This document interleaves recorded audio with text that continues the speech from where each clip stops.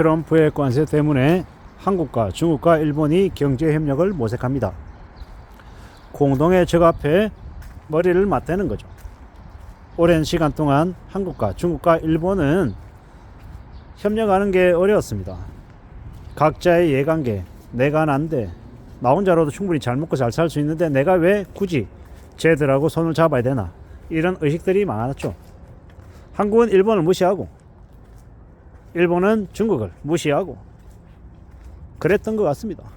중국이라고 하는 나라는 수천 년 동안 한국을, 북한을 자신의 속국으로, 자신의 일부분으로 집어삼키길 바랬습니다. 근데 그게 안 됐죠.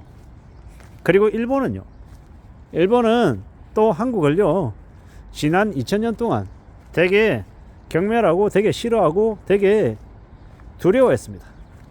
물론 45년이라고 하는 기간 동안, 35년인가요? 일제하에 한국이 지배를 당했던 적이 있습니다만은 그 이전에 꽤 오랜 시간 동안 한국은 일본을 착취하고 뜯어먹고 살았다고 하죠.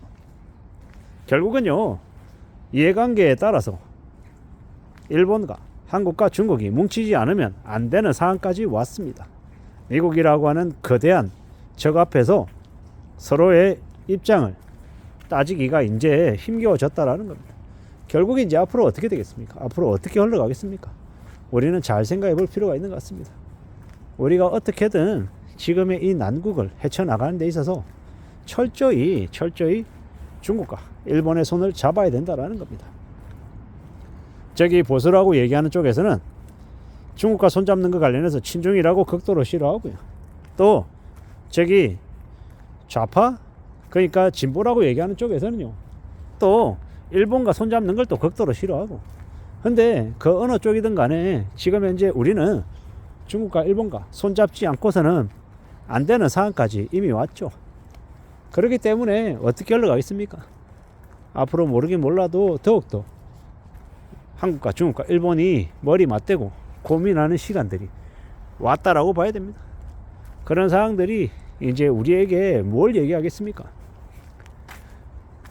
유럽이 EU로 똘똘 뭉쳤던 것처럼 한국과 중국과 일본에도 새로운 길이 열린다라고 봐야 되는 겁니다. 그렇게 하지 않으면 중국도 일본도 한국도 못 먹고 사는 이 답이 없는 시기가 오기 때문인 겁니다. 결국은요, 앞으로 우리가 살아가는 현실들이 되게 힘들다라는 걸 여실히 보여주는 것 같습니다. 오죽하면 일본과 중국과 손잡을 정도로 이렇게 상황이 안 좋나라는 거죠. 결국은요, 우리는 먹고 살기 위해서는 어느 누구와도 손을 잡아야 된다라는 겁니다. 그러지 않으면 정말 우리가 사는 게 힘들다라는 거죠. 지금 무슨 얘기까지 나옵니까? 트럼프가 의도적으로 전 세계 경제를 경제 대공황으로 몰아가고 있는 상황에서 한국은 되게 이제 곤란에 처해 있죠. 되게 어렵다라는 겁니다. 그러면요, 당장 이제 우리가 먹고 사는 이 삶 자체가, 우리의 현실이 뒤집어진다라는 겁니다. 매우 두려운 일들이 벌어진다라고 봐야 되는 거죠. 무섭죠. 겁납니다. 별일 아닌 것처럼 생각하면 안 된다라는 겁니다. 앞으로 우리가 경험하게 되는, 우리가 겪게 되는 현실들이 많이 예사롭지 않다라고 봐야 되겠습니다. 이런 난국에 우리가 어떻게 살아가야 되겠습니까?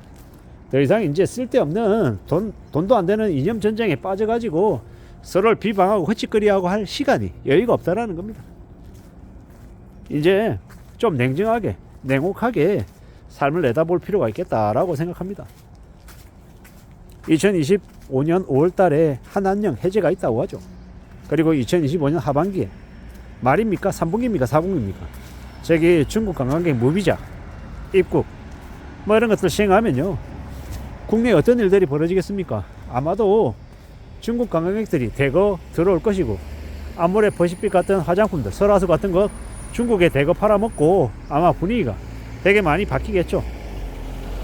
미국 시장이 이게 되게 흔들리는 만큼 반대로 중국에, 또 중국 내수 시장에 진입하는 한국 상품들이 또 많아져서 또 상대적인 또 커버가, 복구가 되지 않을까라고 조심스레 짐작해 봅니다.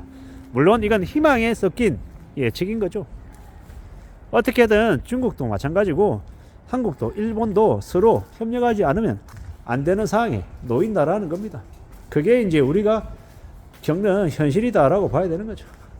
이런 어려움들, 이런 이제 난관들 속에 우리가 살아가고 있다라는 거. 우리는 잘 생각해 볼 필요가 있습니다. 이런 어려운 시기, 힘든 상황들을 어떻게 극복하겠냐라는 겁니다. 어떻게 헤쳐나가겠냐라는 겁니다. 이러한 것들을 잘 극복하고 잘 좀 대응해야, 그래야 나아진다라는 겁니다. 그래서 한국과 중국과 일본이 경제 협력을 한다라는 거죠. 그러한 상황들을 우리는 잘 생각해 볼 필요가 있겠습니다. 잘 헤아리며 살아가야 되는 거죠. 결국은요, 우리에게 많은 위협, 많은 어려움, 많은 충격이 예고되고 있다라고 봐야 되는 거죠. 이런 상황에 우리가 잘 살아가는 길이 뭐겠냐라는 겁니다. 잘 따져보고 잘 궁리하고 잘 생각하며 살아가야 되겠죠. 앞으로 우리에게는 많은 희생과 많은 강제적인 절약, 많은 이 고난들이 기다리고 있는 것 같습니다. 참으로 힘든 시기죠. 참으로 어려운 일들입니다. 이러한 것들을 우리가 어떻게 극복할 수 있을까? 어떻게 헤쳐나가야 될까? 라는 생각을 안 할 수 없다라는 거. 이제는 더 이상 이념 전쟁, 뭐 친중이니 친일이니 반중이니 이런 개소리에 우리를 내맡겨서는 안 되겠습니다. 참 씁쓸하고 안타까운 생각들이 많이 듭니다. 앞으로 우리가 어떻게 살아갈 수 있을까? 어떻게 흘러갈 수 있을까? 잘 좀 생각해 둬야 될 것 같습니다. 살아가는 게 절대로 소홀하지 않은데, 만만하지 않은데 너무 좀 안일하게 생각한 건 아닌가, 그런 생각들도 해봅니다. 잘 생각하고 잘 좀 지내보자고요. 지금의 시기는 많이 예사롭지 않습니다. 이런 힘든 시기를 우리가 살아가고 있는데 조금이라도 정신줄을 바짝 부여잡고 지내야 될 것 같습니다. 그러지 않으면 정말 힘들 것 같다라고 생각합니다. 이 힘든 시기를 우리가 어떻게 극복하고 어떻게 견뎌나갈지 잘 생각해 둬야겠습니다. 함부로 유행을 바라고 함부로 큰 기대를 품어서는 안 되겠습니다. 뭔가 풀려나가기 위해서, 해결해 나가기 위해서 우리가 어떻게 움직여야 될지 잘 좀 따져봐야 할 것 같습니다. 좀 더 지켜봐야 될 것 같다라는 겁니다. 그런 각오로, 그런 다짐으로, 그런 생각으로 지금을 살아가야 되겠습니다. 잘 좀 지내보자고요. 천천히 차분하게 말입니다. 조심하면서 지내는 게 지금 제일 필요한 것 같다라고 생각합니다. 여행을 바라고 욕심을 바라고 함부로 뭔가를 기대해서는 안 되겠고, 이때까지 생각이 오던 것들이 좀 많이 바뀔 수 있다라는 거. 더 이상 뭐 반일이니 뭐 반중이니 이런 개소리에 빠지지 말고 냉정하게 중국과 일본도 보고 필요하면 언제든지 손잡고 협력할 수 있는 그런 열린 마음들이어야 우리가 앞으로 먹고 사는 게 해결이 될 것 같습니다. 이상입니다.